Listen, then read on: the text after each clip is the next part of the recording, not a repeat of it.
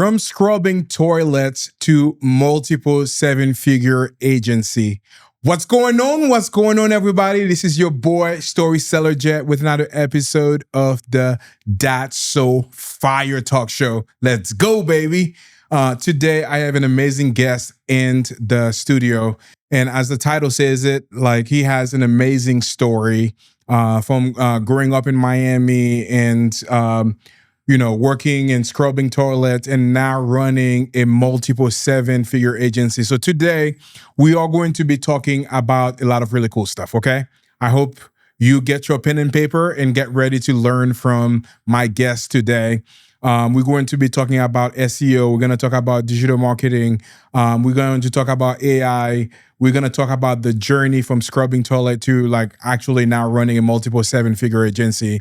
Without further ado, welcome, Christian. Let's go, baby. Let's go, my brother. Thank you for having me so much, man. It's a pleasure. And this studio is number one, bro. This is insane. Like, if you guys should see what I'm seeing, the whole production. This is awesome. I'm excited to be here. Let's get it. Let's go. Let's go. By the way, I don't think I've seen any other person that is as well dressed as you all the time. Like, how many suits do you own? Honestly, maybe like maybe about 10. Yeah. It's something that I've been recently growing as well. We're doing a lot of events and everything like that. And, a big part of success, right, is taking action. And a big part of taking action is, if we reverse engineer it back to how you look is how you feel. How you feel is how you perform. How you perform is the success outcome, right? So, I like to look good, dress good, and feel good. That way I can perform great. Absolutely. Yeah, the other person that typically, is always well-dressed is Max Willett. Yes. Well. He's always, on point. I also love suits, too. I have 5 or 6 of them, but I need to probably, start, getting some new ones because of the weight changes that's been happening over here too. But let's go. You losing some pounds? I am going to lose some more. So let's go. I'm working on it. So I was probably 20 pounds heavier than what I am right now. So it's starting to kind of get it down. So I was there, lost a bunch of it, gained some of it, and then now I want to bring it back down again. But same. Super excited to have you on the show today. Let's get started by doing a quick introduction of who Christian Den is. Yes. So originally born and raised in Miami-Dade County. I spent 18 years of my life there and ended up moving. But, early childhood, I got introduced to marketing and that's kind of why I fell into this. My father passed when I was young. I was raised by my mother, single family. She put the whole family team on her back. And then someone who I refer to as my stepdad, he's a father figure in my life growing up. He did the marketing for Bacardi, right? Bacardi Limon, Bacardi O, the Island Breezers. And he would always come home with same bottle, but different shapes. One's a circle, one's a rectangle. One had this label, that label. He did the commercials with Pitbull. And I was like, man, that's super cool. When I was growing up, the creativity behind it and making something come to life, the branding, which is why I decided to go into marketing. And I ended up, I wanted to go to Annapolis. I jumped through a ton of hoops. I had to get a congressional nomination from Debbie Wasserman Schultz. And I too lost a ton of weight, lost 90 pounds just so I can pass that physical requirement. Really? Wow. Gained it back. And now we're losing it again. So I'm on that same journey. I got into business and I stopped working on myself because I was working on the business. But at the end of the day, I caught myself because I realized that's just an excuse, right? It didn't become a priority for me anymore, which is why I didn't eat clean, because there's no excuse for me to eat this that's lean and clean for you versus eating this burger that's not. There's absolutely no excuse. Yeah. I was making excuses. And sometimes you just have to have that mindset shift and catch yourself in a lie. And I was like, man, I've been lying to myself this entire time. And look at me now. Yeah. So I've recently went down a weight loss journey. But yeah, long story short, didn't get accepted. Went to USF, which is what brought me to this Tampa Bay area. Studied marketing there. I worked at gyms. That's where I scrubbed those toilets. That was my college job, is scrubbing toilets, scrubbing underneath the mats of those showers and everything like that. I had an ex-drill sergeant of a boss at Gold's Gym. Ended up getting fired from that job. I wasn't a good fit. I didn't really enjoy it either, but I did that for some time. Then I got into personal training because I found so much fulfillment in helping others lose that weight, man. When you lose weight, and you know this, Yeah. it might be a physical accomplishment, but there's this thing called the ripple effect, and it ripples into every single aspect of your life, emotional, right? Spiritually, occupationally. You perform better at work. You feel better when you're talking and having conversations because you have that confidence now.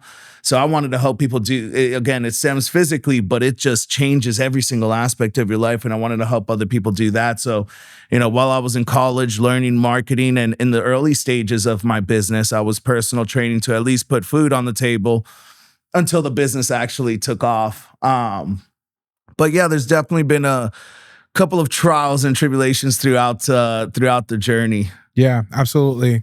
Earlier too, when we were talking about your upbringing and all of that, you were talking about how you were raised in the Miami area. What are some of the challenges that you were facing as growing up as well?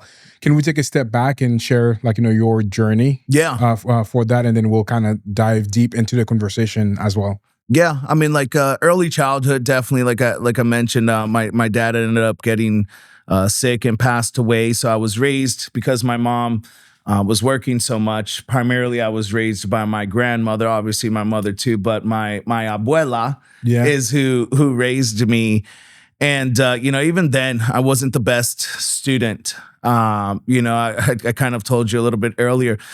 I was in the STARS program, and I thought that. At the time, I thought the STARS program was for the kids that were excelling.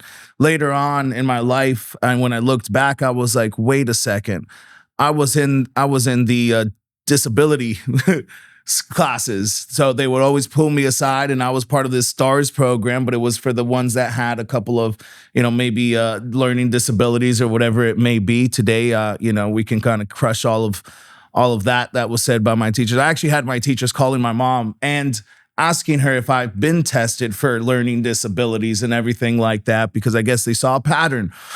No, it was just my ADD, ADHD, and I'm not built to be in a box, which when it comes to entrepreneurship, man, everything's out of the box. It's out of the box thinking. It's out of the box activity. It's just, I was a better fit for this than I was, going through school. And I still graduated and did all of that, but that definitely played a big role in my life and put a little fire under my ass to make sure that I got after it. And, just seeing what my mother's done for our family and taking care of everyone on her own. It's definitely been a big driving force of, me wanting to give back and also show her she did a great job. Yeah. We've never done this on the podcast before, but I'm going to take a quick second because you were talking about earlier about your mom. She might want to kind of see that podcast a little bit. Yeah. So let's take a quick minute, grab your phone, share the, unless if it's over there. It's over there. Yeah. So, no worries. I was going to ask you to share it to her so she can hear the conversation today, but we can share that to her later. But it's incredible to have amazing mothers, isn't it? Yeah. It's incredible because that was the same story for me as well. Yeah. When I was in... I think middle school, my parents decided to enroll me to the best school in our town. Mm-hmm. And the teacher looked at them and said, hey, why are you enrolling him to the best school in town? You're going to be wasting money. He's going to fail out flat. That was my teacher telling my parents that. Yeah. And my parents didn't listen. They went to that school, still enrolled me, and did the admissions test. They were selecting 100 students from that school, and I was 105. Wow. And obviously I didn't pass on that. My mom marched to the principal and said, hey, you need to accept my son. And they ended up accepting me. No way. In the school. That's awesome. And we graduated with 50 students from that class. Wow. Guess who was part of the 50? You. Me. Let's go, baby. Yes. And guess who the principal called?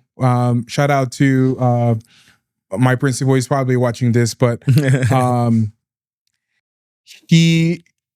I was the last one to be called on the front to receive my diploma because he had some special commendation because of the service and the things that I was able to provide to the school. Yeah. That's awesome. Man, that's an incredible story that you have and kind of something that we shared together here by the power of like great parents, like really doing great things. And for other people to say that either we weren't smart enough or we weren't like focused enough or we were learning with disabilities, but I guess because we are that entrepreneur that we cannot be fit in the box as you just put it. No, not at all. I wasn't meant to be in that box. Yeah, absolutely. So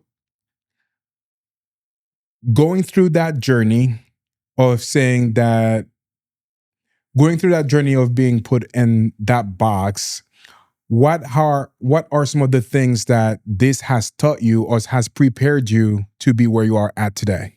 Yeah, as far as like the early like the education part of it, like when they put you in the STARS program and that kind of lit a fire under you to kind of do that. What are some of the things going through those hardship has like really helped you today? Well, I will say, even going through like graduating bachelor's in marketing and everything like that, let's talk about school for a second, because I was never a big fan of it or pro school or anything like that. But I did come from a place where, we're a Puerto Rican, Cuban family as well, Puerto Rican, but, weren't the most well off. My grandma came from Puerto Rico to New York, worked in a factory. My mom, growing up in the Bronx, typical Puerto Rican type of family, story of that whole migration and everything like that. She got the straight A's. She got straight A's. She got a scholarship. She worked her way up the corporate ladder, ended up being an actual senior partner at Ernst & Young. Wow. Incredible. One of the biggest 4 accounting firms in the world, did that for 20 years. So obviously having a parent like that, school was drilled into me because that was her path. Right. And then she had a ton of success and, she wanted me to have a ton of success. So, I barely did it, but I did it and just to get her off of my ass. Now, I will say everything that I've learned when it comes to who I am today, I'll contribute. School taught me how to learn. It gives you structure on how to learn. So if I wanted to go learn SEO, which I didn't learn through school, I did work, did an internship, did some work in corporate, very, very short-lived. But I was jumping on YouTube University, learning on YouTube, reading books, learning who's the best at this skill set, who's the best in this industry, and let me buy whatever course or whatever books or whatever it is that they have and learn that way. But having gone to school taught me how to learn and how to be proactive about learning, right? Don't just read it. Highlight it. Once you're done highlighting it, go back, make the flashcards, right? I'm a firm believer that you need to hear something 7 times, 7 different ways in order for it to enter our subconscious minds. Because we only operate at the conscious level at what, like 5-10%? Majority of it is your subconscious. So I always try to ingrain something into my subconscious mind. So you act on it without even have to think about it. So school did prepare me to learn everything that I've had to learn as far as running a business goes, and then networking, right? It gave me an opportunity to make some of the best relationships I've had. I met some of my best friends throughout college and throughout my school career. And because of that, I was able to find a mentor that brainwashed me and personal development and made me read books and made me go to personal development events. And that's what built my mindset to be able to, build a business, because you can't build other people. You can't build a business until you build what's in between your ears first. Absolutely. So, I will say the networking that I gained from it and the ability to being able to learn, right? Even AI right now, going down wormholes, right? Learning, there's so much and it's evolving. And since we've been sitting here talking, it's changed again, right? That's how quick it's changing. So having that skill set on how to learn something is what I'm applying to learn AI, what I applied to learn SEO, to learn web design, to learn ads, to learn all of these different aspects of marketing that have contributed to our agency today. Absolutely. So now that you've mentioned your agency, let's do a quick introduction about Lux Digital Marketing. Can you share a little bit about what is Lux Digital Marketing? What are your focuses on there, and what's your mission with Lux? Sure. You know what? We're a full service digital marketing company. Main focus is performance marketing, lead generation, generating leads. That way people can increase their revenue, get found on Google, get found now, which is something that we're honed in on and absolutely crushing it for our clients. It's answer engine optimization, right? Wow. We talked a little bit about AI. As of Q2 2025, Google does own 81% of the search market, but ChatGPT's grown to own 9%. And the other 10 is a mix of everything else. But by next year, ChatGPT will be more than 9%. So right now is such a huge opportunity for businesses to position themselves. Imagine if you started doing search engine optimization when Google first came out. Yep. I mean, you'd own that position and be cashing out, right? Mm-hmm. Right now, a lot of people still don't even know. A lot of the viewers probably have never even heard of answer engine optimization till just now, which means it's a huge opportunity to dominate the AI searches. So when someone is searching something that's relevant to your service or the product that someone offers, right, being the number one go-to answer on those AI search engines is what we're big focused on right now. But it started off search engine optimization. That's what I've personally done for 15 years now. In 2017, now 8 going on 9 years, we started Lux Digital Marketing. We have a full team, 27 of us in our headquarters, downtown St. Pete. We have web development, so we do web design. If someone needs the front end, right, the digital footprint first, and then once we have all of those digital assets built out, then we come in on the back end and run paid media, whether it be Google, whether it be social media, alongside of answer engine optimization and search engine optimization, because SEO is still relevant. 70-80% of people scroll past ads and go directly to the map, and underneath the map, whenever they Google anything, I'd probably bet $1 million you do too. Yeah, 100%. All right, $1 million. Where is it? But most people do. That's the stat. 70-80% of people, everybody will agree that they've scrolled past ads. But our strategy is about dominating the whole entire first page of Google. So we also run Google ads so we can cater to the 20-30%. Now we're coming up in front of 100% of the market, dominating 100% of the market. And now we're coming up multiple times on that first page of Google. And, you know, have you ever seen that movie Focus with Will Smith? Margaret Robbie? Bits and pieces of it, yeah. And I've, you know, all those like small moments that they cut and put on social media as well. It's incredible, yeah. So there's this scene, and they go to this football game, and Margaret Robbie and Will Smith, they're making little tiny bets. But they're finessing, right? They're like master con artists. And there's this billionaire that's in the suite with them, and he overhears them. They plan this. He's like, hey, I want to place a bet too. And Will Smith's like, I bet you $1 million. You pick any player on the field, and I'll be able to bet. I'll be able to guess who it is. So he writes down a number, whatever. They put $1 million on the table. The guy takes his binoculars. There's 2 teams, dozens of players on each team. Odds of actually guessing it right, slim to none. Guy says 55. Will Smith had guessed 55, right? So he won the money. Obviously, it was all a setup because all day long he was training this guy's subconscious mind. 55. He's in hotel room, 55. When he drives by, the billboards say 55. The bus said 55. He put people in jerseys, 55, swarmed the guy the entire day. So all day long, this guy is 55, 55. So when he looks, he sees 55. All of that to say, when you dominate the first page of Google and you see Lux Digital Marketing and then Lux Digital Marketing and then Lux Digital Marketing, who do people pick? Lux Digital Marketing, right? So that's where we're also playing psychology and that subconscious mind into our marketing strategies, not necessarily just, hey, let's just run ads or let's just do SEO, but there's a combination and the synergy of the services that we provide which is what gets our clients that high conversion rate as well. And then we funnel it into AI systems that automate the lead nurturing. As we grew, we found problems that we needed to help our clients solve. Yeah. SEO is a long-term strategy. We live in a microwave world, microwave mentality. Everybody wants instant gratification. They don't want to wait 3 to 6 months. So we started doing paid, right? Because you pay to play. Now we're paying to be in that position so we can get people their return on their investments in the first 30 days. Then we found the problem wasn't us generating the leads for them. It was, what do they do with the leads after?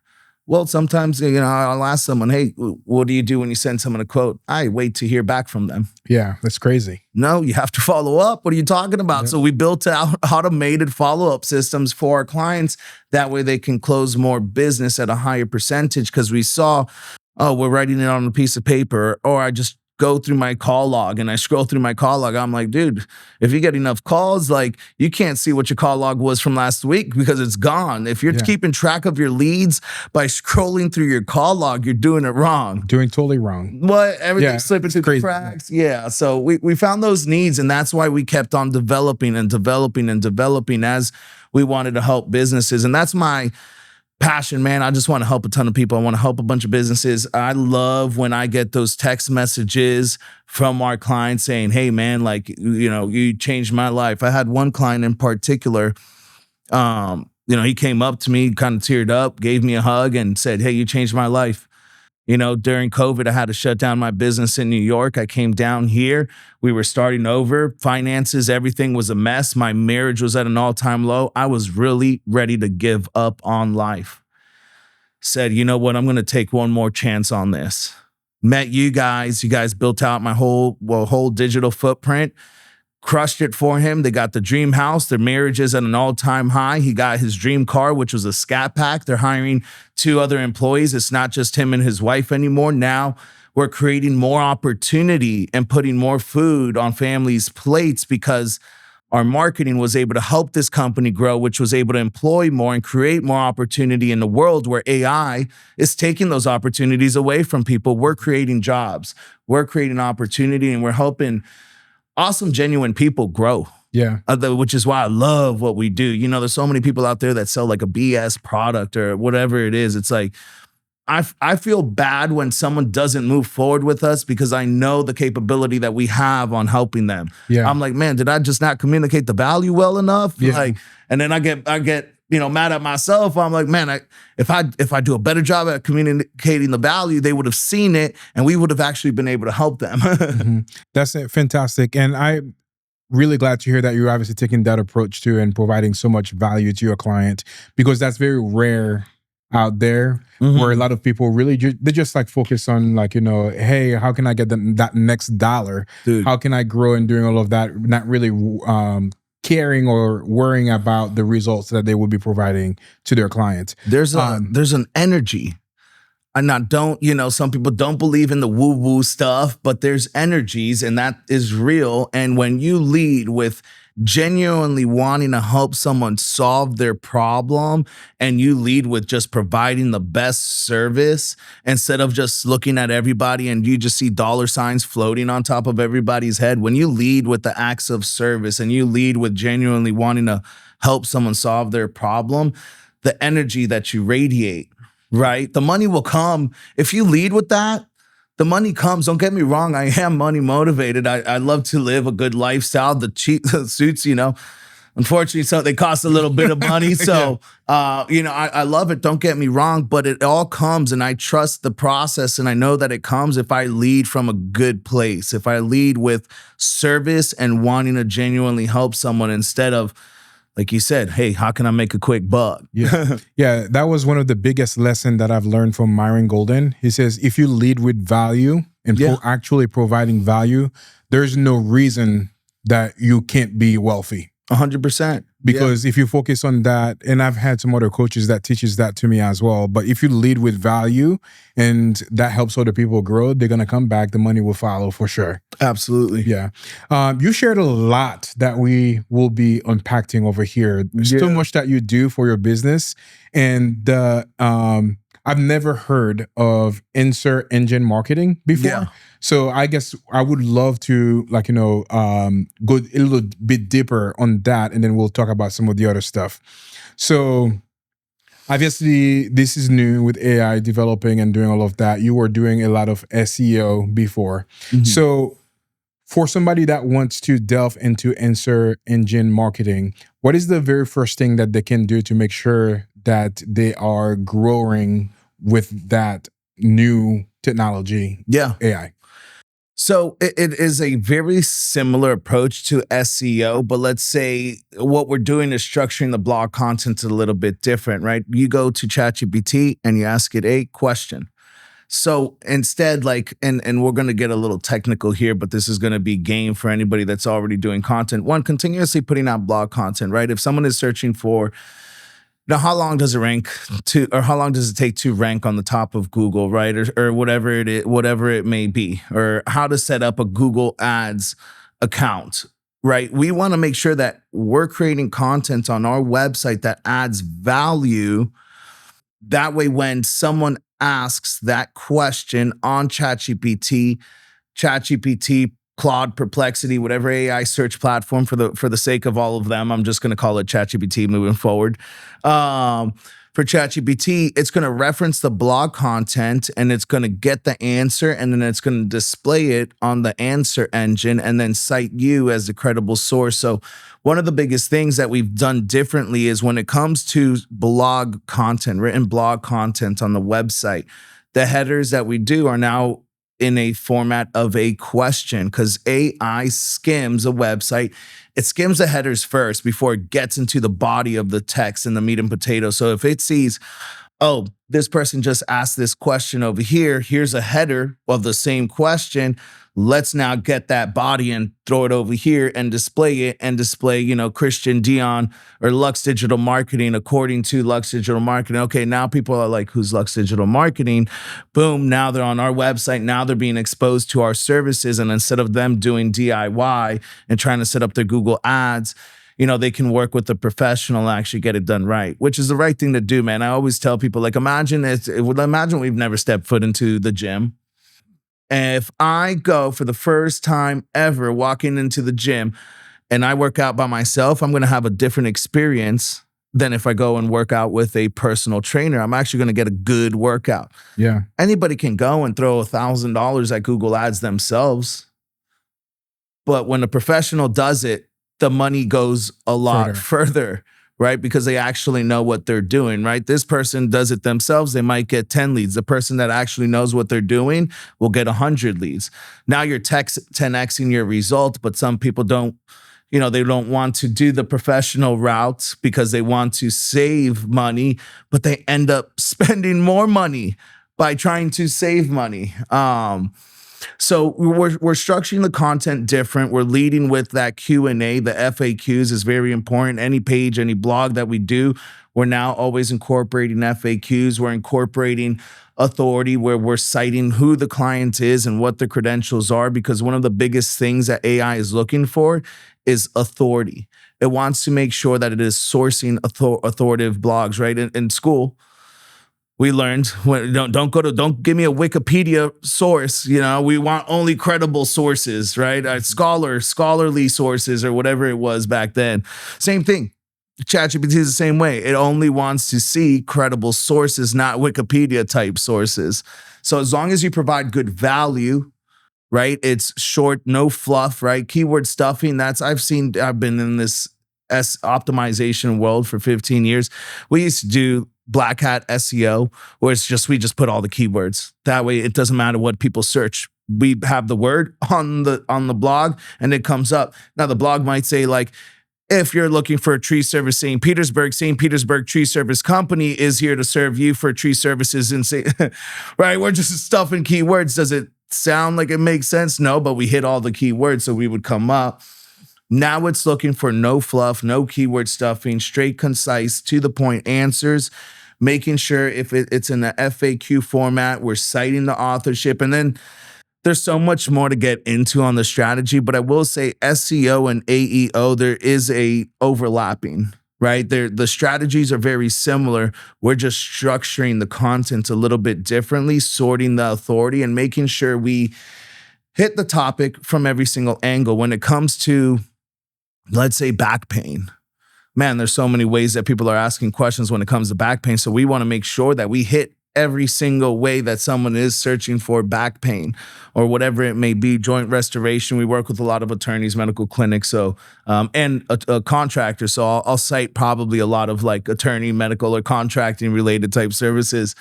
But it's definitely been something, again, leading with the service.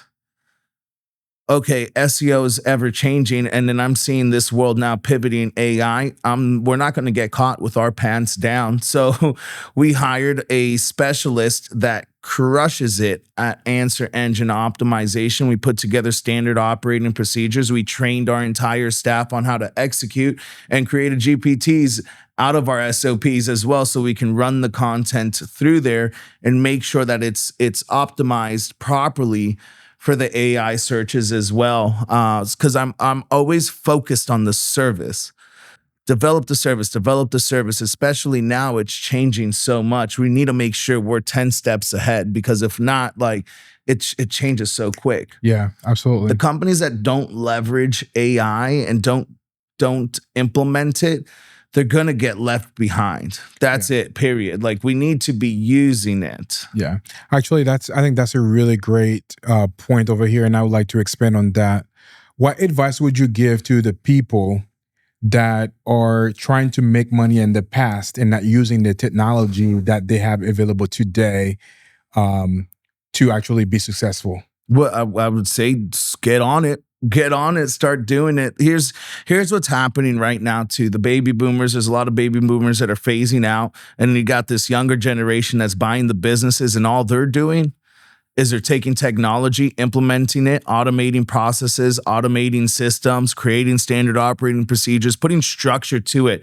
Not the whole let's write handwritten receipts and that kind of crap. Like, they're putting technology and just increasing these businesses' revenue by 20, 30%, decreasing the costs, because now it's automating some of the things that were being done manually that may have cost more, and they're having a ton of success. So that right there, like, all of those people that are doing that should just go to show that, I mean, a lot of them can be doing this themselves.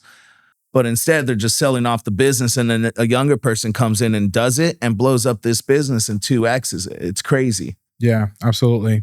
You shared something extremely powerful earlier.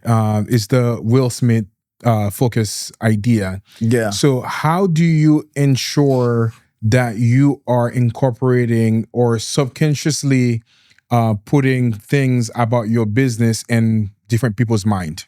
Yeah. I mean, one, obviously social media. I'm always, as far as content goes online, social media, I'm very active, which is why it's so important what you do. And every single business needs what you do, because content is so, so important. I'm always in the face every single day. A big thing that I'm big on is sharing the case studies, sharing the success stories, because people want their own success story. People want their own case study. So we share it.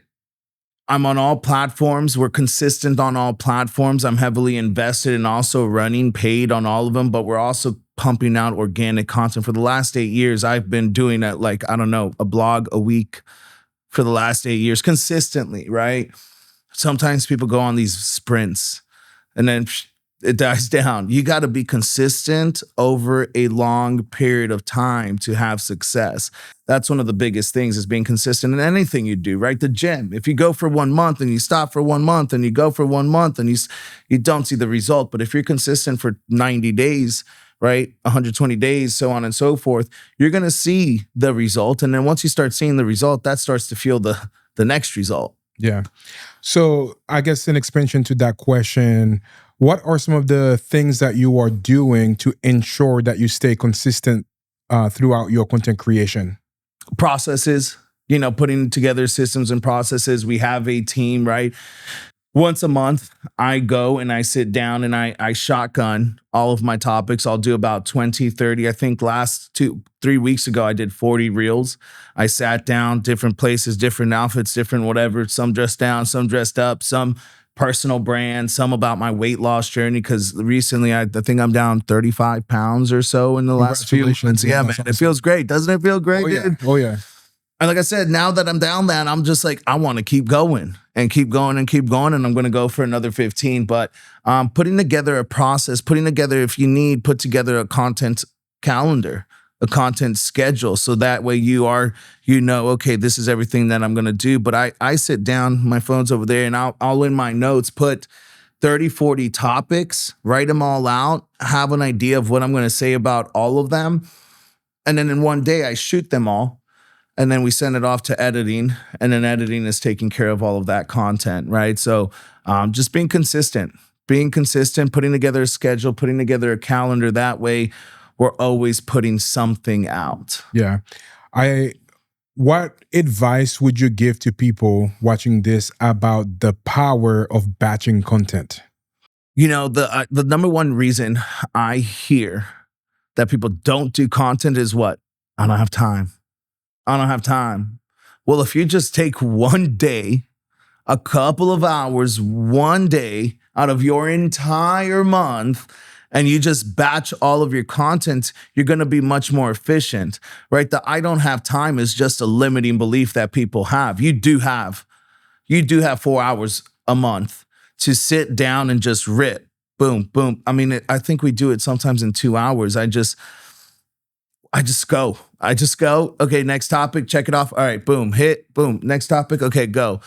It can take you 2 hours to have plenty of content where you're posting multiple times a week on all of the social platforms, but you just got to sit down and do it strategically and do it efficiently. Because I will say I would probably have that same limiting belief if I had to do it every single week, multiple times a week, or think about it. I think when people think content, they think, okay, when I want to put this video out, I got to shoot that video right then. Okay, tomorrow, if I'm going to put this video out, I got to shoot. No, batch it. Do it all at once. Be efficient with your time. Knock it all out. Have a couple of different outfits. I'm sure you know, Switch. I saw you had that whole fitting room over there with all of the different outfits. I mean, the setup is insane. I'm going to say that a couple of times throughout this whole podcast. I appreciate that. And have different settings, different scenarios where you can switch it up. Nobody knows that I sit there and I do all of my content all in one day, but when they see it, it's like, oh, there's some clips outside wearing that. There's some clips inside doing this, the office setting, the home setting, I'm in the kitchen talking about supplement setting, right? But it's all done in 2 hours once a month, 4 hours max once a month. So I'd say it's super important. It's super efficient. Anybody that says that they don't have time to do content, that's just in your mind. It's a limiting belief. Everybody has the content. Those same people are spending at least 4 hours a month on Netflix. Mm-hmm. You got 4 hours to do your content. Absolutely. I absolutely love that.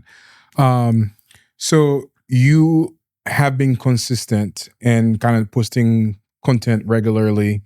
What would you say by being consistent on social media and posting content every day has done for your business? I'm here.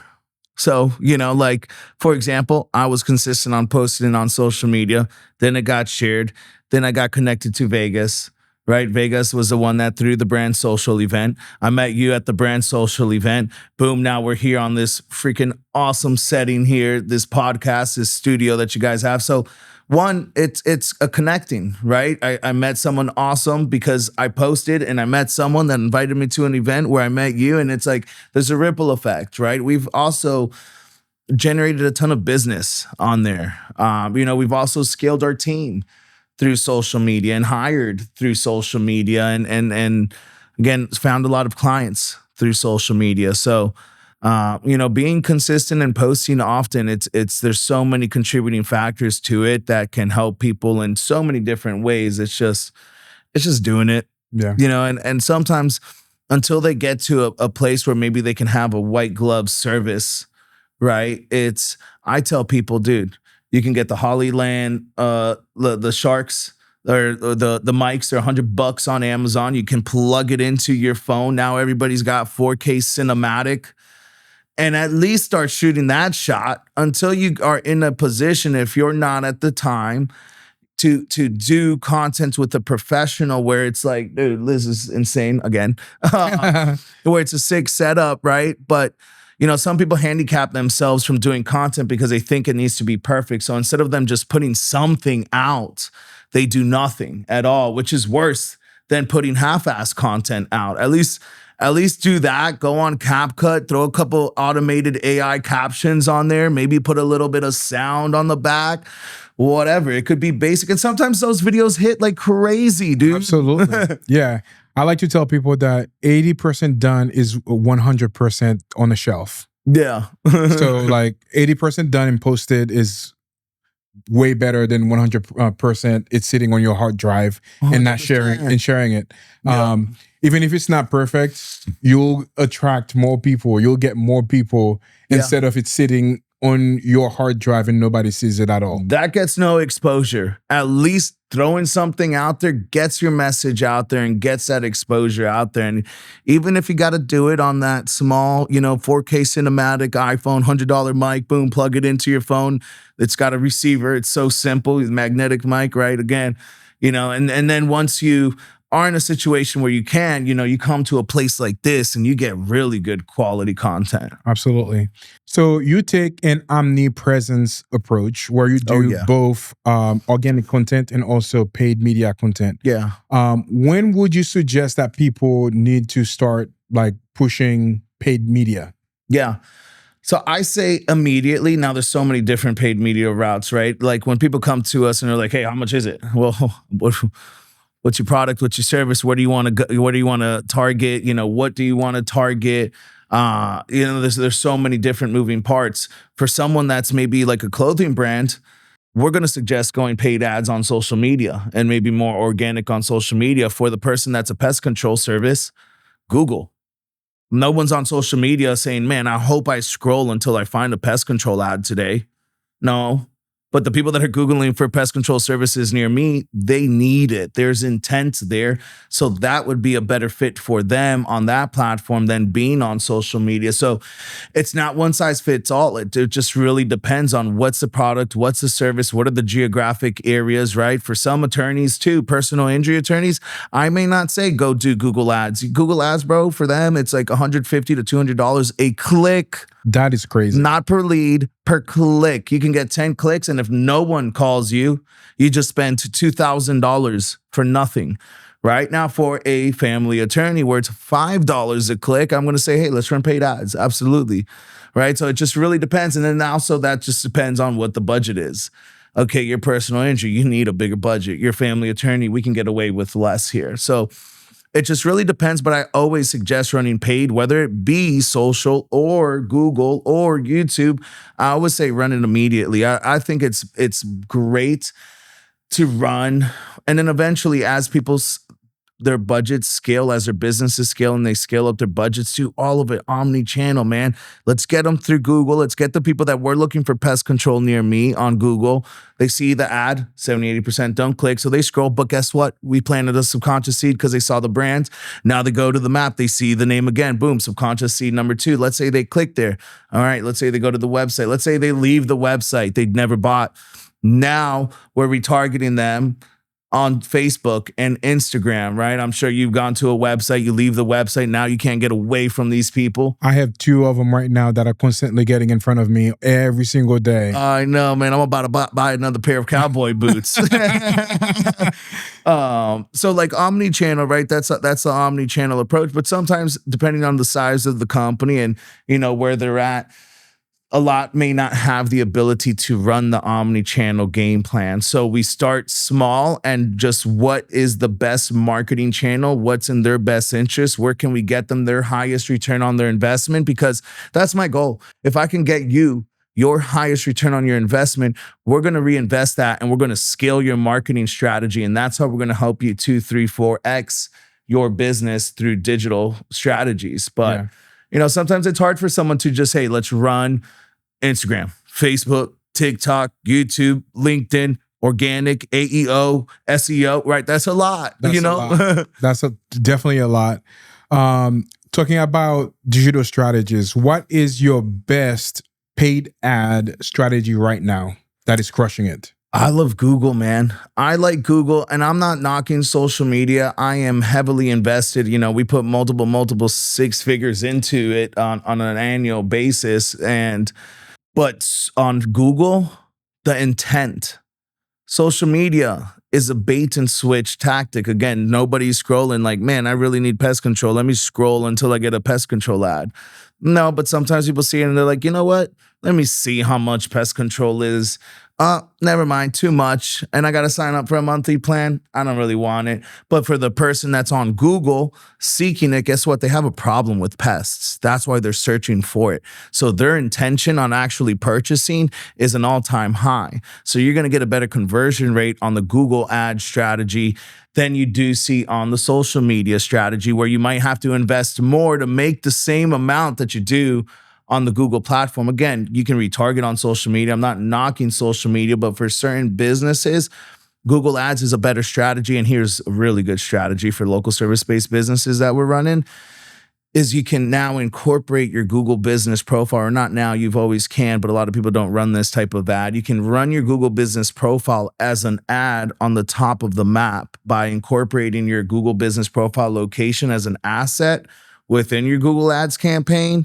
And now we're on the top of the map as a paid ad as well. And then we rank organically on the map anyway. So now we're coming up twice on the map.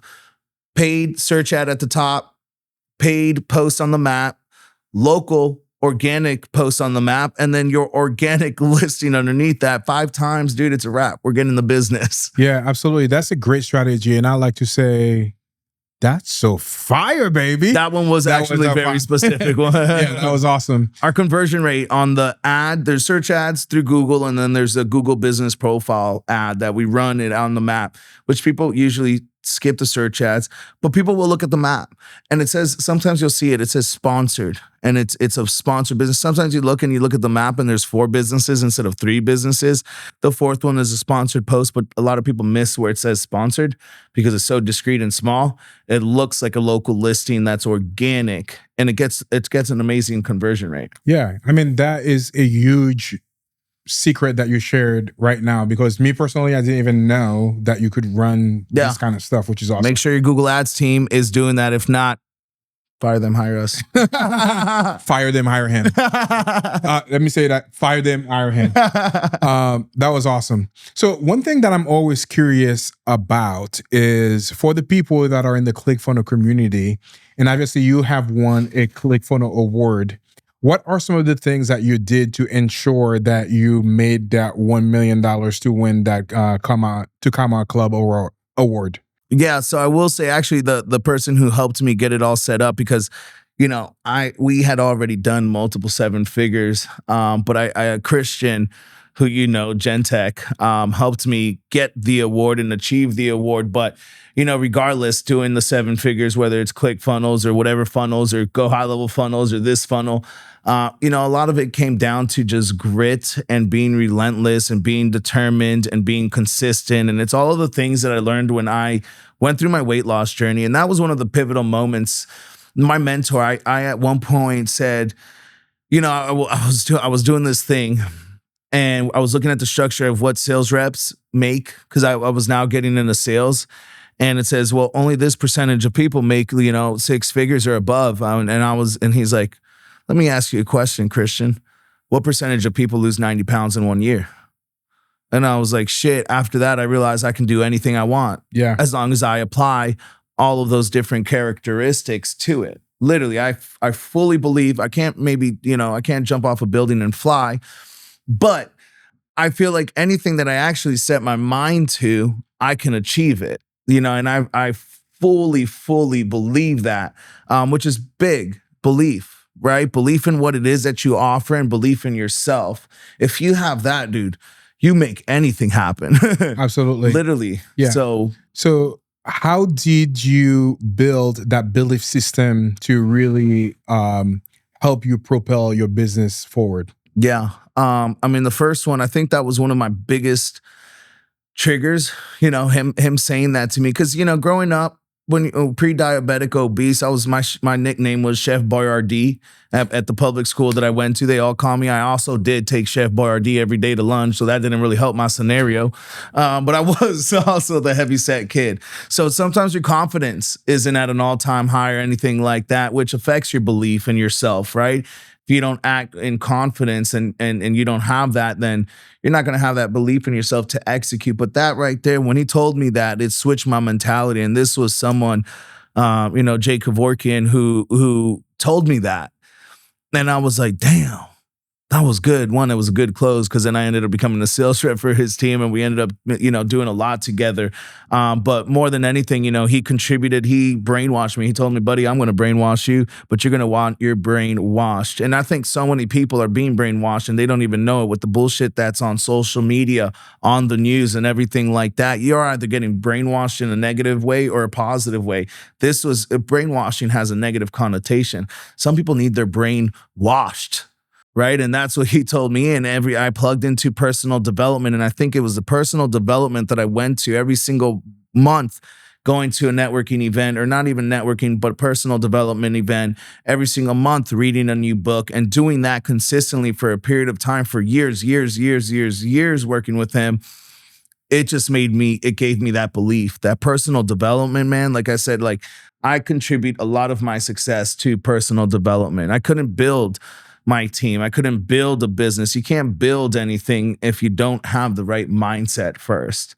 I absolutely love it. And that was very well put as well.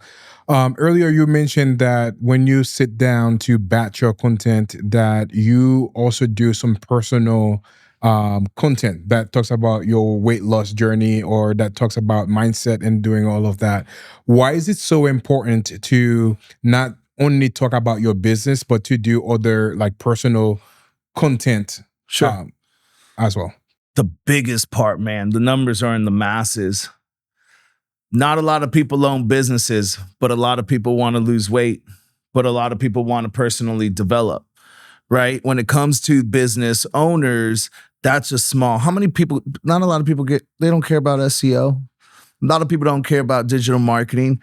But when I say, hey, here's this one product that helped me lose 30 pounds in the last 90 days, one, that's a fire hook. But two, people want to know that. And I can actually reach the masses by talking about these general topics versus the only people that really care about my SEO content or ads content or maybe other business owners or maybe other people in the digital marketing field.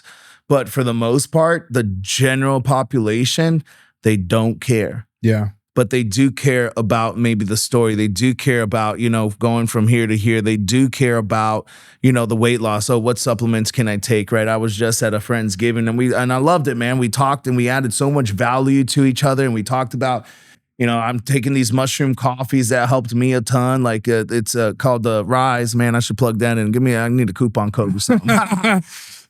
Pretty good. But it's all of these lion's mane, shiitake. It's all of the mushrooms, which, part of the thing that when I was going down this wormhole, gut health, everything stems from gut health, from our mind, how we feel, our body, sickness, everything stems from gut health. And this helps with that. And then a big part of it was, we're stressed, bro. Mm-hmm. Honestly, running a business, it's not easy. It's every single day. Life isn't easy. I always say you're going into something, out of something, or you're right in the middle of something, but life is always something, right? So the stress increases your cortisol levels. Your cortisol levels increase retaining that stubborn belly fat. Mm-hmm. So I'm like, okay, if these mushrooms help me with lowering my cortisol levels and help me lower my stress, better mood, better focus, better everything, but cut down some fat as well. Yeah. Right. So sharing that type of value and stuff like that, people want to know that. Yeah. A lot of the people that are generally listen to this that don't own businesses, out of this entire podcast, they probably cared more about what I just said than answer engine optimization. Yeah.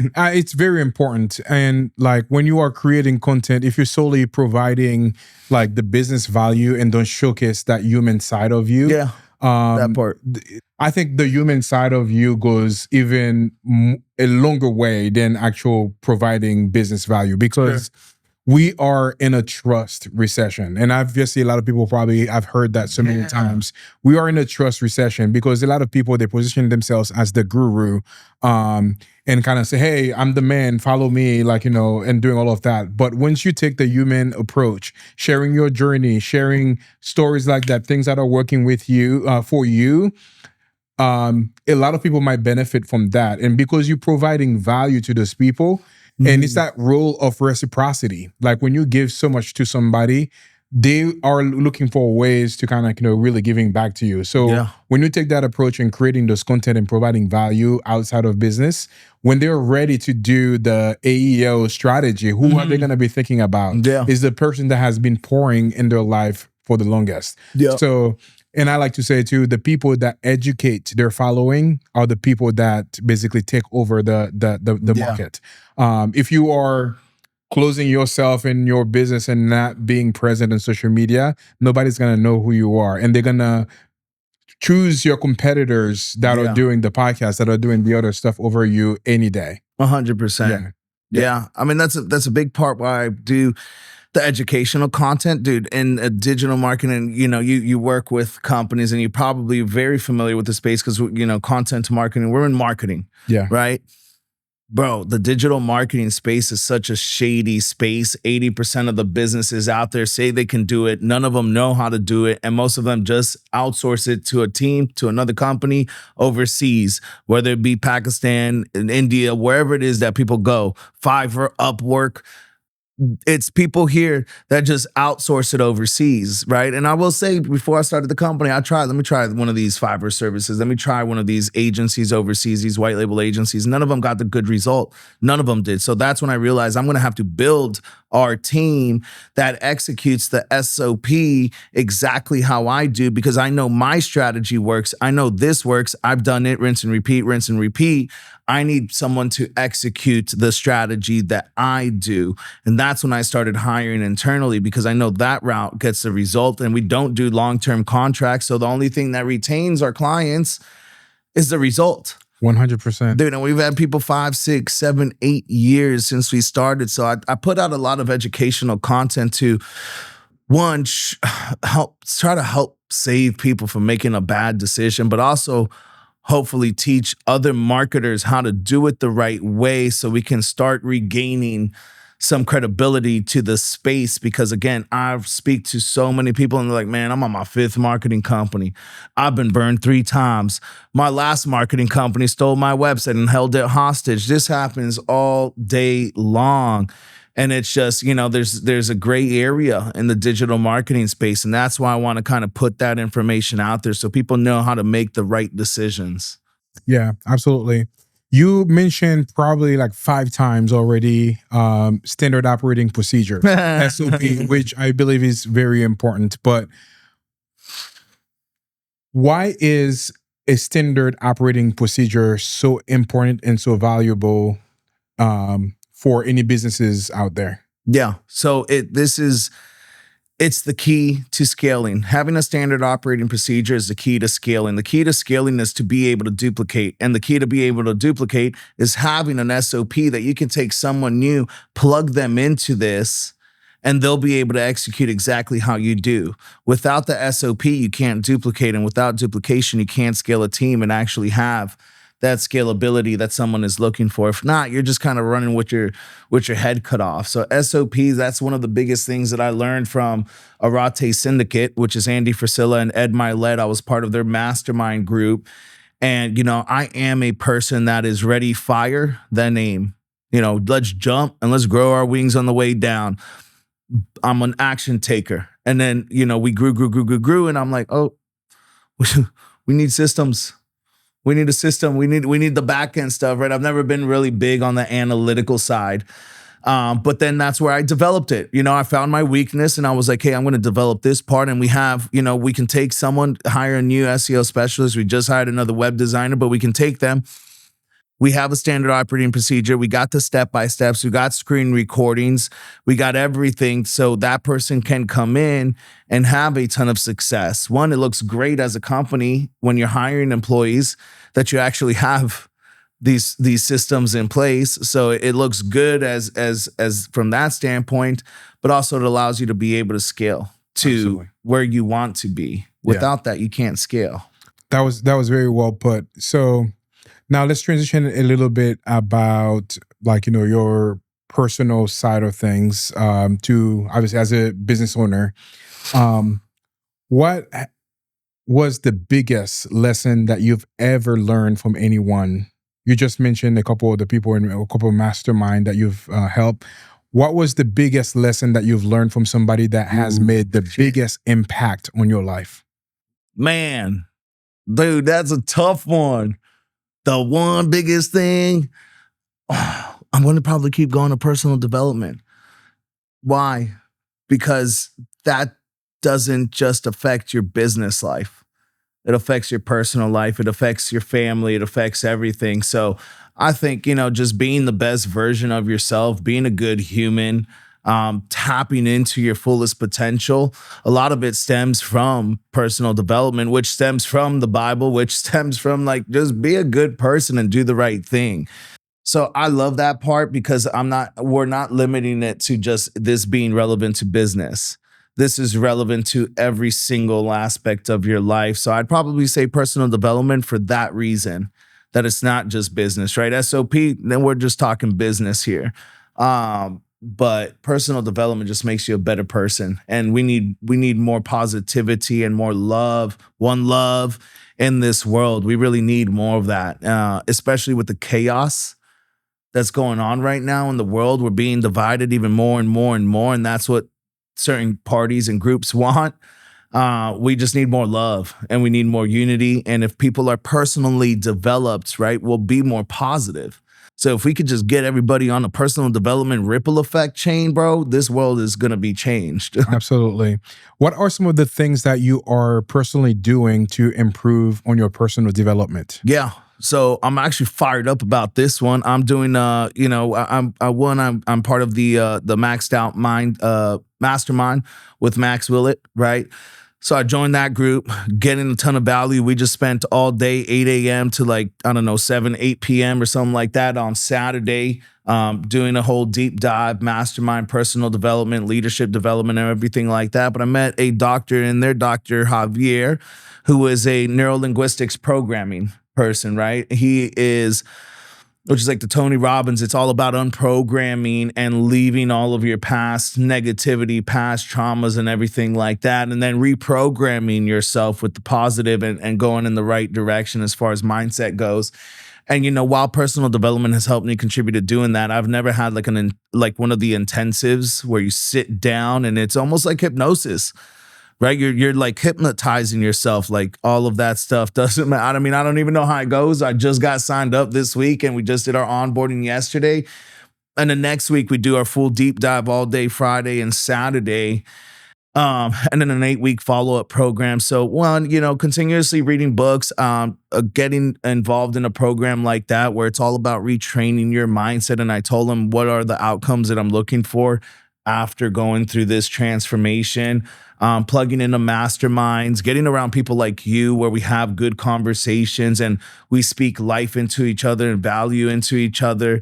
Right now going through John Maxwell books, kind of some of them refreshers.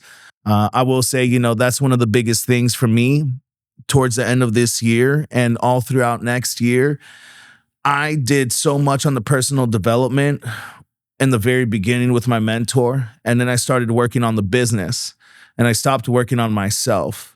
And I want to intensively, with the most intent, work on myself. And that's exactly what I've been doing. And if, NLP, neuro-linguistic programming, let's go. Mastermind, let's go. These books, let's go, right? And I'm just taking all out massive action on my personal development again. Yeah. Because I want to keep leveling up. You can't build a business unless you build this first. And I want to get to that next level and that next level. So I need to make sure I'm right. I'm good. Absolutely. I don't know which episode was that, but Dr. Javier was probably like number 40 or something right here. Awesome. He's a really fantastic dude. And shout out to Javier. I actually did see a picture that he posted attending the mastermind with Max last week or something like that. But Yeah, we probably chopped it up for like maybe 90 minutes to like a little bit over than that, talking about all the stuff that he's working on. Very knowledgeable, being in the physical therapy world before and then now transitioning to doing all of that. Like he has so much knowledge, and I'm super excited to hear that you have engaged with him. And I know it's going to be the biggest, I'm pumped. Probably game changer for you as well. So shout out Javier. Let's go, baby. Let's go. So what are, for us as an entrepreneurs, you have to have a routine. You have to have some things that kind of help you with, your foundation to grow. What are your daily routine to ensure that you have the most successful day? Or, what are some other things that you are doing daily to improve on yourself? Sure. Let's go through this morning so far. Woke up, took all of my supplements. I am taking peptides as well. That's helped me a ton. Energy, focus, things like that. So I take some of my peptides, but I take my multivitamin and everything like that. And every single morning I take back to gut health. Took my mushroom coffee blend, not the trippy mushrooms, but the good for your gut health mushrooms. And then also I always take my apple cider vinegar with cayenne, turmeric, all that stuff in there every single morning. And then I went to the gym already. I hit the gym this morning and came back out ready, and now we're here. So I always like to try to get the gym out of the way first thing in the morning. I feel like I have a better day, a more energized day, and then I fast usually till about noon, right? And I do the intermittent fasting. I only eat between noon and 8. Typically, I try to stay to that. So I do that. One of the biggest things that I like to do, one of my little personal hacks that I always talk about, is keeping my phone on do not disturb. Here's the thing, man, with social media, Facebook, Instagram, everybody's endorphins. Everybody's fiending for a like. Everybody's fiending for a comment. So like we get this false boost of endorphin rush because, who liked my photo? Who liked my photo? Someone commented on my stuff. Let me go take a look at it. And it's all fake. It's a fake endorphin. It's a fake rush. It's a fake high. But we get so caught up in that. I used to find myself doing an activity that should have taken me 20 minutes, but it took me an hour because I was so distracted with the notifications and everything like that. So I keep my phone on do not disturb minus work-related notifications, right? Our Slack communication channel still comes in. My email still comes in, but someone liking my photo on Instagram or Facebook or TikTok or Snap, whatever, all of that, I have it silenced. I try to silence the noise. That way I can be most efficient with my time. My thing is I want to be the most efficient. While I'm up, every second I spend wisely, right? And I wish we had more time in the day too. So one thing that I am working on and being better at is waking up even earlier every single morning, right? I still woke up early, hit the gym and everything like that. It's still a.m. and we're here today, we're here right now, but even waking up 2 hours early, because I compound everything in my mind. I compound every single daily discipline. I compound, right? If I take 2 hours a day, I wake up 2 hours a day. I might wake up at 7. So maybe I go to bed a little bit earlier. I'm a night owl. I work late, right? I'm on the computer at 1:00 at night doing my reports, whatever. So I'm going to shift my time around. I'm going to wake up 2 hours earlier where I'm more clear-headed and more efficient, because you're not as efficient when it's like midnight and 1:00 in the morning after a long, full day. But if I wake up 2 hours earlier and I'm up at 5, right? Then I got 10 hours a week. Now I got 40 hours a month. Now I got 480 hours a year. That you can accomplish so much with that. Oh my God, so much. Yeah. That's months. I got months in that I'm now contributing towards success, towards my goals, towards business, towards whatever it may be. So, a lot of people look at it in a small scale, but when you add it up, it's big, right? It's like, the gym, same thing. When I was personal training back then, Gold's Gym, LA Fitness, I always used to tell everybody it might be a fun size Snickers bar here. It might be a fun size Snickers bar there. Take all them fun size Snicker bars and add them up through the course of the 12 months. How far back did you set yourself from your goal, right? Seems like it's just this in a moment. Yeah. But it's a lot when you add it up. Yeah. But I'm gonna probably cheat though. Like tomorrow's Thanksgiving. Oh, I'm gonna, man. Yeah, good. We're eating really good tomorrow. By the way, we have gone live for about an hour and 10 minutes over here. Let's It's go. 11:47. So how are you doing on time? I'm doing good. Okay, so like, because I have a few more questions that we can talk more, but if you were good, we probably were, gonna close it out right now and then maybe have a part two. Okay. But if you're good on time, maybe we'll ask a few more questions. Let's do this. Can I send out one quick message? Yeah, absolutely. All right. Let's do it. I want to run it real quick. Let's run over there. Let's go. So if you are now watching this and tuning in, Christian Dean has had a tremendous story from scrubbing toilets to multiple seven-figure company right now, and we've been talking about a lot about digital marketing. If you are just now tuning in, I would highly encourage you to go back and watch a little bit of the things that that he shared. He shared some really great strategies about Google marketing, something that I actually did not even know about before. So super valuable things for sure. He's been very successful. So I have a few more questions that we are going to be talking about now. So if you're just now tuning in, it's going to be good. It's going to be awesome. All set. Let's go. Let's go. So what we're going to be talking about now is relating to branding and how has that been so important, to his business and other things too about the entrepreneurial life. So welcome back. Hey. Let's go. So you are always so put together, like, suits and kind of like you said earlier that you own 10 different suits. Why is it so important to invest in your own personal brand? Yeah. So, I mean, one, internally, you feel better, you operate better.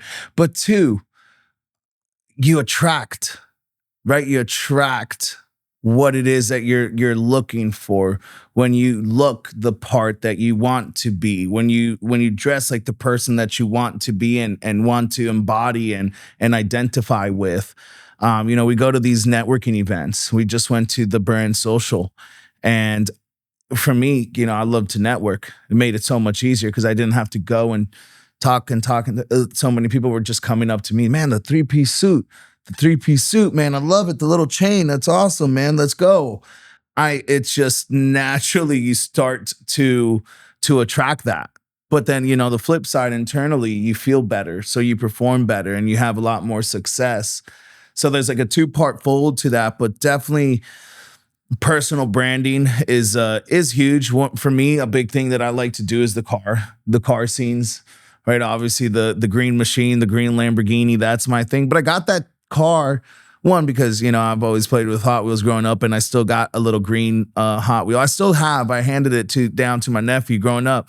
I had a Hot Wheels suitcase where you open up the suitcase and it's like a bunch of little cars or whatever. And now my nephew, Axel, he has it, but that's always been my vice. But even the car, right? It's part of the brand. It allowed me to now have access to certain type of events. And these events, the people that go to those events are the people that have cars like that. Yeah. And the people that have cars like that typically own a business. And we offer marketing for businesses. So also things like that have been door openers and vehicles, not literally vehicles, but a vehicle to get in certain types of events and certain types of rooms where, someone looks at that and they're like, oh man, that's a stupid investment. You're going to lose money on it. But I'm not. On the contrary, it's actually creating more opportunity for me, and it's paid off 10x. Yeah, absolutely. It's actually funny that you even say that too, because I was introduced via text very briefly, maybe a year ago, to you by my friend Amel. Yeah. But I've seen you around with, your green Lamborghini, and on, I think it was Thursday or Wednesday when we were at the Brand Social. Shout out to Vega. Let's go, baby. Badass event. I was standing outside when you pulled up with the green Lamborghini, and I was like, oh yeah, I remember this car. I know who was driving that. And then we went and chatted and doing all of that. Part of the brand. So what would you say that the green Lamborghini has done for your business? Man, I think it's opened up a ton of doors. I mean, one of my favorite things to do is go on like these car rallies. Car rally is like, for example, I did Gold Rush Rally. Gold Rush Rally is epic. We went last year. I shipped the car to Beverly Hills. We drove in a wolf pack. It's a wolf pack. We drove from Beverly Hills to Vegas, to Park City, Utah, to Denver, to Vail, then Denver, and all the way up to Chicago. So we're going multi-state. And I mean, epic, bro. We had helicopters flying over us, 5-10 feet, like trick helicopters, rolling with us through the desert, through the mountains, and then the quality of people. The people that go there, you make you make lifelong friends, people that I consider family today, people that I'm going to celebrate Christmas with this year, and I see once a year at these events, and sometimes travel to go see them. But all that to say, I'm able to go on this supercar rally because I have the supercar, and then I go and make these relationships, and it's natural and it's organic, right? No intent on, hey, let's do business together, but because we end up growing to just really like each other and become best friends and everything like that, then it just so happens that we end up doing business together and create new avenues of opportunity and revenue and everything like that. So it opens up doors. It's definitely for our business. We've gained several clients just from having the car because we're going to this car event or going to that car event and then making a connection. And again, it's not intentional on like, hey, I'm going to go and I'm going to get some business out of this car event, but you make a relationship with someone and you end up genuinely, liking each other. And then that conversation ends up organically happening and we're able to help them too. It's awesome. Yeah. You talk a lot about when you were growing up, you had that car and then you visualize the future and saying, hey, one day I'm going to get that car. I got a good story for this one. I know you do. That's why I'm headed there. Why is it so important to do that? To have that visualization that you kind of write down your goals and doing all the other stuff? So one of my favorite verses in the Bible is Proverbs that those who have no vision will perish. I'll perish. Right? So I think, and then something that my stepdad ingrained in me growing up is visualize and then actualize, right? A lot of people are going fast in the wrong direction because they have no vision on where they need to be going, right? Sometimes I saw this quote, which I loved, is like, sometimes people don't need motivation to speed them up in the wrong direction. They just need to set the sail in the right direction, right? Because some people are going fast in the wrong direction. But so talking about like manifesting and having vision, I had this vision board that I did with my best friends, Jordan and Morgan, about 9 years ago, now probably 10 years ago. We did this vision board, posted it on social media. And I know this because the memory came back later. So about last year or a year and a half ago or so, I bought a Rolls Royce 2-door coupe, Wraith, black on black. And within 24 hours of purchasing the car, Facebook Memories comes up and it's my vision board. And I zoom into the vision board. It's a 2-door coupe, black on black, Rolls Royce Wraith. And I'm like, this was the universe telling me, hey, bro, you remember 9-10 years ago when you put this on your vision board, you visualized it, you guys spoke it there in that group, and then you put the action and actualized it after. It was like, I'm get goosebumps underneath when I tell this story because it is so true. I can't make this up. I did this. Like I saw it 9 years ago. I knew exactly that I knew I was going to be there. My mind had already arrived at the destination before my pockets or my body actually did. I was already there. I knew I was going to get there. I just knew it was a matter of time and action. Right? Absolutely love it. And it was crazy, man. It was like the same freaking car, black on black, the matte metallic, same thing. It was like identical. It was like I took that that picture that I put on my vision board, and I just blew it up in real life. And it's also very important that you decided to post it on social media too. Yeah. A lot of people, they would be afraid to do that. And now by doing that, and I think this is probably why one of the biggest creators out there right now, do you know who that is? Like, he posted a lot of social media content and doing all of that. Let's see. I mean, shoot. It started with Mr. Beast. Mr. Beast. Yes, So yes, yes. Mr. Beast, actually, this is something that he he's did. killing it. He's crushing it. Mr. Beast, when he first started, he did that exact same thing. He created a video for like, I don't know, 6 months down the road, 1 year down the road, 5 year down the road, and decided to post all of those videos and schedule them on YouTube. Mm-hmm. So on 6 months, now that video went live and saying, oh, the video basically say, hey, I can't wait to see what's going to happen in 6 months. I hope that I get X amount of followers and X amount of like, I'm oh, that's and cool. all of that. And now by year 5 or year 10, for him to accomplish that, like, he has blown past all of that. Yeah. But he did take the time, record those videos, and actually post it and schedule them ahead of time. Yeah. So same thing, like when you visualize that, when you're doing that vision board, is very important. My next question for you, why is it so important to do vision board with your team? Yeah. So I forgot I told you about that. Yeah, I did a vision board workshop November 14th with our entire team. I want everybody at our company to grow, not just like financially and make money. Some of them are doing 6 figures, and I love to see that, but I want everybody to become a better person when they step through the doors at Lux. I want everybody to grow. I want everybody to learn. I think it's important for everybody to have vision, and honestly, it creates a different type of team culture, right? Because there's a level of vulnerability when it comes to it, because a big part of doing the vision board is not just putting it on paper. It's now speaking it into existence. So we sit there and we perform an exercise at the very end where someone has to show, hey, this is what I want. Why do you want that? Right? That way now people are 7 times 7 different ways. We're storing it more and more, that repetition in their subconscious mind. But then speaking it out loud, that way now we're holding each other accountable, because we know what you want for 2026. We know what you want for 2026. Now we're all aware of each other's goals. And again, some of them, I can say vulnerability, because it might be something relationship related, or it might be whatever vision or financial or travel or whatever. We share that with each other, but it's really important to not just like put it on paper, but speak it. And then it makes it more concrete.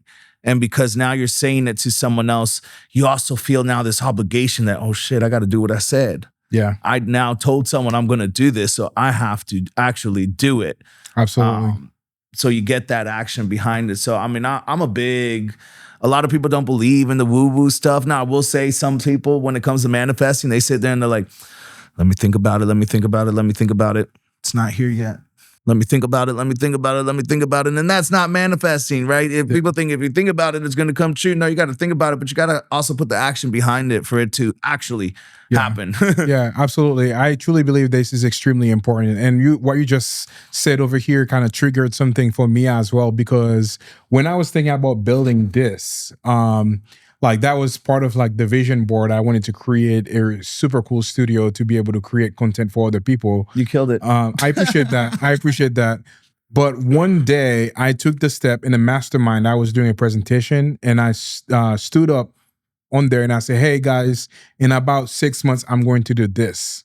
Yeah.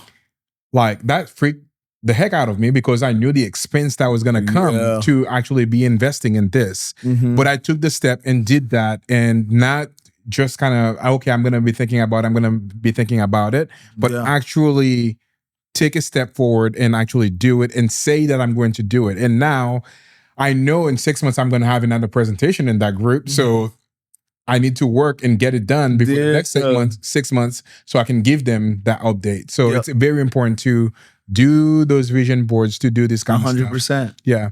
So what would you say has been the number one thing that you have done that has contributed to your success?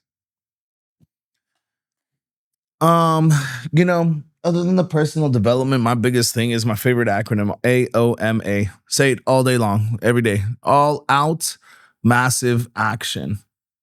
That's it. I think a lot of people kind of sit there and they get that paralysis by analysis, right? They sit there and they think about it and they think about, okay, let me get the perfect game plan together. Okay, let me cross my T's, let me dot the I's. Oh, wait, let me circle this I a little bit more. Let me make this T straighter, and okay, let me go back to this I over here. And they never take action. They literally get paralyzed by analyzing everything. So there's never any forward movement or first step or second step.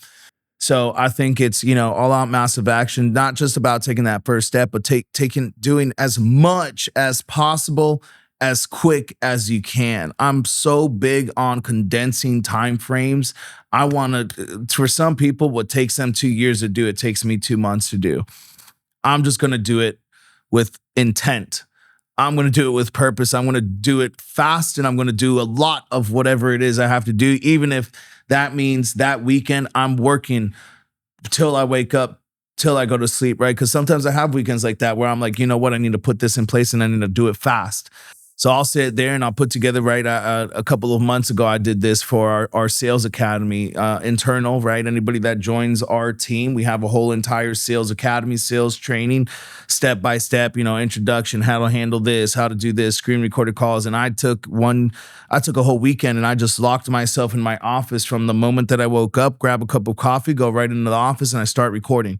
And I did that till it was nighttime, right? Then it was time to go to bed. And then I woke up, cup of coffee, back to the office. I did shower in between there, I swear. But for the most part, it was just like all out massive action. For that course that took me 2 days to do, there was planning. There was a day of planning, because I think planning is very important as well. So not to leave that day out. You don't just arrive and then boom, you got 2 days worth of content. But it would take other people months to probably put together the same amount of content and video and everything that I did, and screen recordings and SOPs and everything that I did in literally 2 days. I just wanted it more than I wanted to go out that weekend, and some people want that more. Yeah. But for me, we needed it. We needed a good training. We were growing and scaling the sales team at that time. So I needed that, and I needed it now, not in 2 months. So I just did whatever the hell I had to do, and I did it. Got it done. And honestly, it's been awesome. That whole sales training program, having people come in and they see it, and some of the feedback that I have gotten from people is like, man, I haven't gone into a company that has this whole entire sales training program and everything like that. So it was definitely worth investing a weekend. Yeah. That's awesome. And that's going to probably pay dividends over and over and over and over. And over. Yeah. What are you most excited right now for Lux Digital Marketing? Yeah, man. So one, I'm stoked for what we're doing on the answer engine optimization, as we've been doing it for some time now. Obviously, this whole AI wave and everything like that hasn't been too prominent until the last 12 months. And again, it's been around for years, but it's been prominent. It's been on the forefront now for like last 12 to 24 months.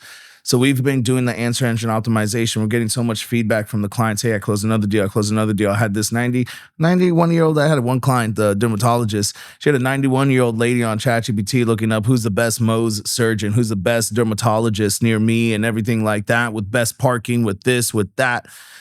Number one on ChatGPT, the lady came in and got her surgery done, several thousands of dollars, $10K plus surgery in revenue from ChatGPT. So one, continue to serve people on that, but we're also creating I created an AI agent that you can plug into a Google business profile, Moon SEO, and that's a sister company of Lux Digital Marketing. So continuing to scale that, because it's been crushing. 93% of the people that we've plugged this Google business AI agent in, 93% of them ranked top 3 on Google for their product or service in 6 months or less. Wow. And then we're talking about this offers a couple $100, right? So it's kind of like I created it. We talked a little bit about funnels and everything like that. I created it as a downsell initially because I felt bad. What I've noticed is when people can't work with Lux, the alternative is to do nothing. And that's not going to help them get closer to their goal. Again, some of these startups and small businesses, they may not be able to afford your service or my service, not just yet. So I created an offer that still has immense value that will get them a return on their investment. But because it's powered by AI and this agent that we have, and we have less overhead on our end, I'm able to pass that savings on to these business owners, offer them something that gets them a return. I call it kind of like the Lux waiting room. Moon SEO was like, okay, we're going to put you over here and you're going to get your result. And as you see your return on your investment here, let's go ahead and reinvest that and get you on our full service, white glove marketing, specifically tailored to you strategy, which is a completely different level of service. Right now, we're running ads on different platforms. Now we're creating AI automation systems to nurture their leads on the back end for them. Again, completely different than an AI agent that we just get you top 3 on the map, which still It's fantastic. It's immense value, right? 100%. I didn't want to create a downsell just to have a downsell. I wanted to still add value. 100%. That way we can bring them back over to Lux. Because I felt bad. We're telling everybody no, and I am paying for these leads. So I'm like, man, what are we doing here? And we created this. And since then, it's been a good place and people are getting results on it. So continue to build that, continue to learn about AI, continue to create AI products. We're working on a couple of pretty badass ones. We're creating I love sales. We're building out a sales dashboard, commission tracking dashboard, but also gamifying it where it creates a little bit of friendly competition with leaderboards, number 1, 2, 3, and then incorporating AI that assesses, right, how many calls they've made, how many appointments they've set, how many people have no-showed, how many people that close, and then it shows their trends, and then it puts together an analysis for a sales rep and then emails them on Mondays and Fridays like, hey, for the last week, this is what your numbers look like. It looks like you dropped here in your show up rate on this specific call. So this week, what I suggest is, and now we got AI sales manager, right? That's automatically looking at the KPIs of every single sales rep and telling them what they should be working on for that week based on what they lacked on in the previous week, which is pretty badass. So that's pretty awesome. Yeah, we're doing it for us. Once we fine tune it, we're going to start rolling it out for everybody else and productize it. Absolutely.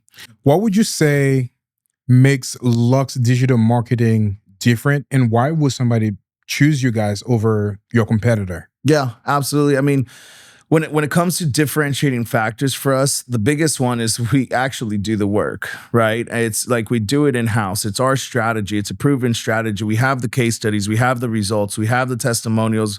We have the reviews. We're, Better Business Bureau, A+ accredited. We have a squeaky clean reputation because we do the result. We don't do long-term contracts. All these other companies, 6 to 12 month contract, arm and a leg to try to get out of it. We don't do long-term contracts, right? We're big on communication.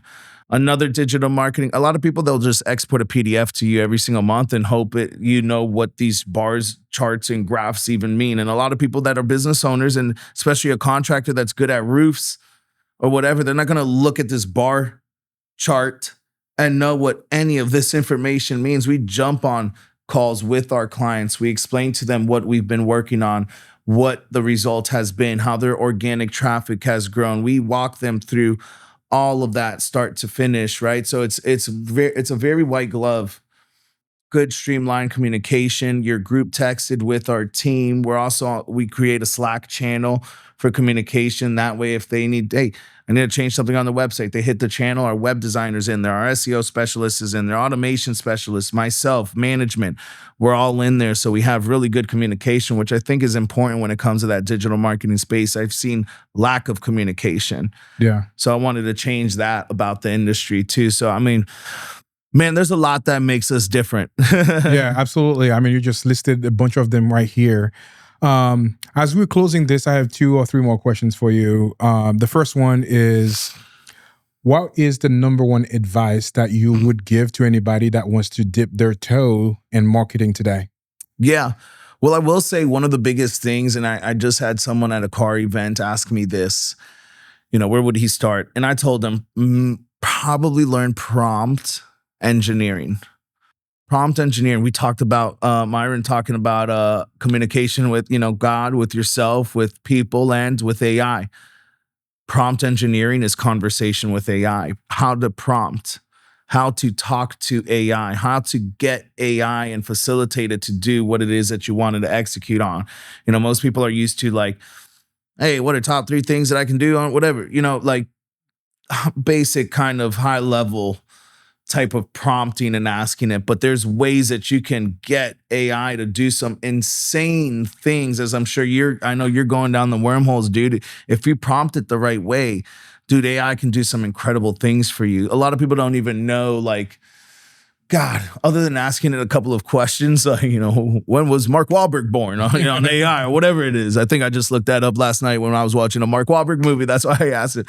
But there's so many things that you can use it that can make your life so much more easier and efficient, whether you're in business or not, right? There's so many different applications for it, and a lot of people don't know how to prompt it. So it's learning the language of AI, I think, is one of the what's leading to it's going to be a high demand skill set, and probably right now currently an underrated skill set. I would say if you're looking to get into marketing, you know, answer engine optimization, there's a lot of future in that. And there's a lot of future in prompt engineering and learning AI. I would say go all in on AI. Yeah, absolutely. The second one is the entrepreneur journey is extremely hard, a hard dress. I should have used an easier word. The entrepreneur journey is really hard. Sure. And one of the most important things that people needs to do is to master what's happening between those 2 ears. Yeah. What is your advice to build a strong mindset to face those big challenges that you might face in your entrepreneur journey? Yeah. I mean, I will say, dude, and you probably had these days where you can break down, you can cry, you can yell at the top of your lungs. It's overwhelming. It's stressful. You feel like giving up. It's like you feel this weight, the weight of your clients, the weight of your team, the weight of everybody, the expectations that everybody has for you. There's days where I could just break down, but I retrain, I reprogram, right? I change my perspective on everything. Like, okay, man, I'm stressed today. Man, thank God I'm stressed today with all of the opportunity that I have, that I asked God for, that I have today. Thank God I have this overwhelming feeling, because there's other people that are overwhelmed with different types of issues, right? I'm overwhelmed because we're having so much success, right? And it's just reframing and reprogramming my mindset. And you know, it may not be the best way, but that's one way that has helped me a ton, is just always having a different perspective on it. I could be down because I'm overwhelmed, but really I should be happy because I could be not overwhelmed with nothing and have nothing going for me. And that's overwhelming itself because I'm overwhelmed because I got no opportunity and nothing's going for me, right? So like life's hard. Choose your hard, right? And then I've just kind of welcomed that feeling. But from time to time, I check myself and I get back into personal development when I feel myself needing it the most. And that's where I start doing my repetitions again by diving into another book. That's my repetition. For the person wanting to get into it, go all in on personal development. But after that, exercise that mindset, right? Your mind needs those repetitions too. Attend masterminds, attend networking events where they do speak and they do speak life and things like that. Go to church where you do learn personal development or whatever it may be, if you're, depending on what type of religion or spiritual person you are. I mean, I even like Buddhism, dude. Buddhism is awesome. Just be the best version of yourself, dude. Yeah, let's go. I'm Buddhist too, man. Because I cold-heartedly believe that. And there's a lot of, commonalities between all of the religions, and all of them, common theme is just be the best version. For the most part is what I've seen. And I haven't studied them all, and I'm not an expert, and I don't really like getting into that whole, this religion for this, that. But I've seen consistently, personal development and what is quoted in some of these books. It all Bible. It keeps coming back from the same spot. Yeah.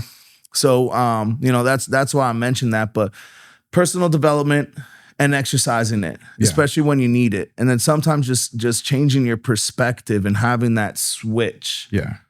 Yeah. I'm glad that you mentioned the Bible, because there is so much, and I'm trying to do that. I'm not trying. I'm doing that Like this morning, I woke up probably like at 5 and did my devotional, reading the go. Bible and doing all of that. But for those entrepreneurs out there, there's so much truth and so much business principles in the Bible. Yeah. If you just like spend a little bit of time in reading and doing all of that, it's fantastic. But so you mentioned books several times during the conversation. What are your top books that has made the biggest impact on your life? Yeah. One of my number one that I always like to talk about is A Slight Edge by Jeff Olson. So there's that one, which is very similar to another one that more people have heard of, which is called The Compound Effect. I love that book. So Jeff Olson is very similar. One of my favorite analogies out of that book is a bamboo tree. The bamboo tree, for those of you that don't know how it grows, is you have to water it every single day. You plant it, you water it, you go a year, you're watering it every day. You look at after a year, it doesn't grow. After 2 years, you still got to keep watering it every day, by the way. After 2 years, it doesn't grow. Most people, they would have stopped watering it by now. After 3 years, if you're consistently still watering it every day, after 5 years, the bamboo tree sprouts in 4 to 6 weeks about 90 feet. And it like 90 feet, dude, in 4 to 6 weeks, it's insane, right?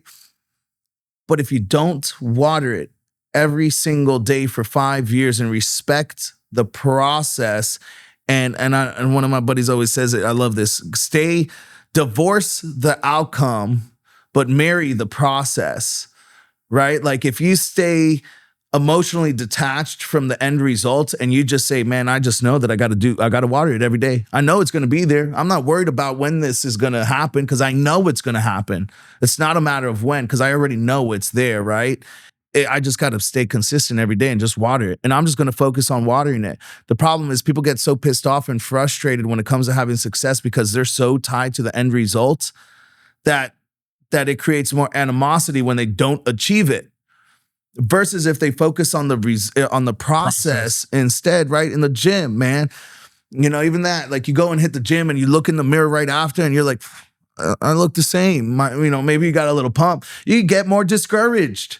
Because you're like, I just kicked ass in the gym for 2 hours. I should have a 6-pack right now. And you look in the mirror and you don't have a 6-pack and you feel worse. You feel worse, right? Versus just not and just respecting that process and knowing that, hey, in 4 months, if I'm consistent, this is going to happen. So let me just focus on the daily disciplines. Like I talked about, it's a fun-size Snickers bar here, a fun-size Snickers bar there, compounded. It's a massive setback or massive gain. Same thing with every rep that you put into the gym. Same time in sales. Every single time you pick up the call. Don't be attached to closing, right? Be attached to picking up the phone and making your calls. Because if you make more calls, you set more appointments. If you set more appointments, you will have more deals. But if you're so tied to the deals and closing, you're not respecting the process and focusing on the daily disciplines, which is actually what matters most. Absolutely.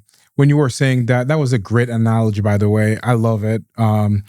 When you were saying that brought me back to another book that I actually really enjoy. I think it's Essentialism. Okay. And they talk about the domino effect. So the first domino, like when you line up all the dominoes, the first domino is the hardest one to fall. Yeah. But by doing the consistent action, the consistent thing every day, knocking away at it every day, knocking away every day, now, when it falls, that one domino can topple something twice its size after that. So think about the chain reaction. So they say when you start doing that, by the 7th domino, you can knock something as tall as Mount Everest. Yeah.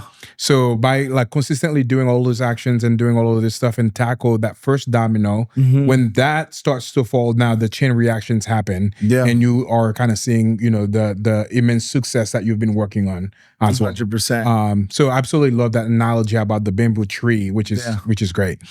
2 more questions. Yeah. This one I always ask at the end of the show, and it's like one of the ones that I ask that to everybody, but what is the $1 million advice that you would give to anybody watching this?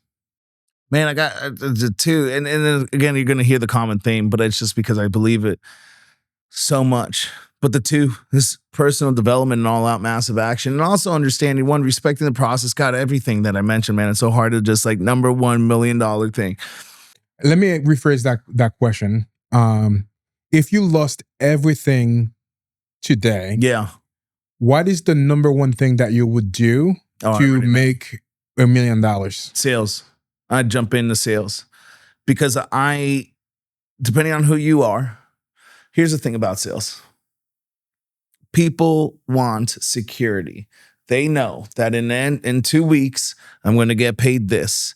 And in another 2 weeks, I'm going to get paid this, right? But you're trading time for money there. While in sales, you're creating leverage. Not only that, you're getting paid what you are worth based on your performance. But the problem is if you don't perform, you don't get paid, which is why sales isn't for everybody.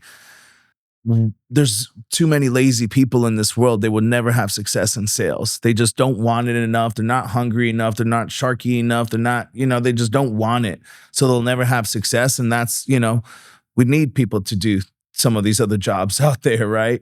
But in sales, if you are someone that is a go-getter and you perform, you can get paid your value depending on what vehicle you're in. At us, we don't cap our sales reps on what they can make there.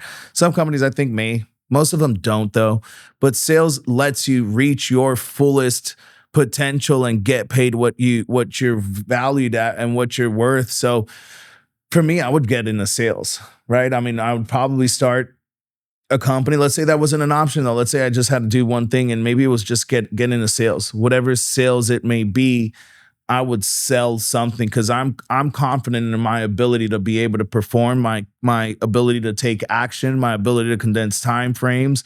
I would do sales all day long. Yeah, and this is so true for any businesses out there too. Sales is the lifeblood of any business. So if you focus on that, my friend Tom Kroll teaches all the time revenue and first position. Yeah. So everything that you are doing every single day, make sure that you are focusing on revenue generating activities instead of doing all the other stuff that may not move the needle for you.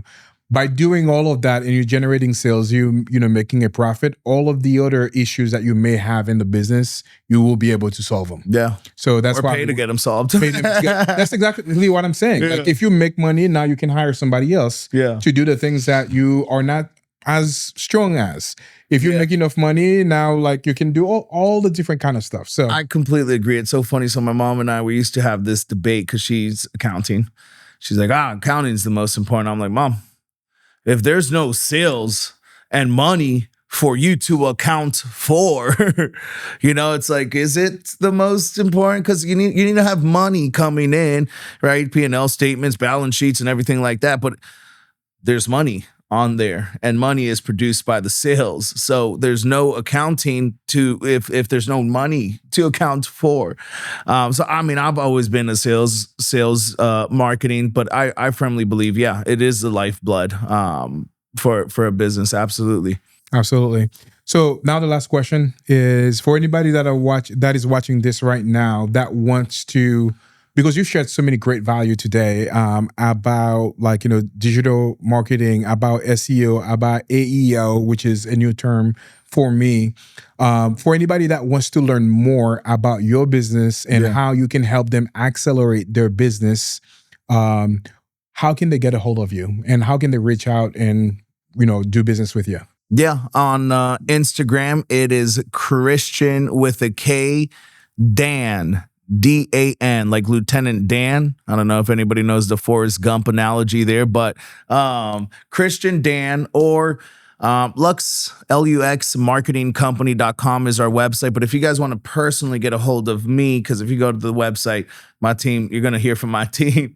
But if you want to, Instagram, Facebook, any of those channels, I think the name's up there. So just look that up on Instagram or look that up on Facebook and you guys will find me there and you can just go ahead and DM me. I also post a good amount of content. Obviously we talked a lot about content, but I try to add as much value with every single post that I do. So, it's a good platform for people to be able to learn more and grow just by consuming the content as well. Absolutely.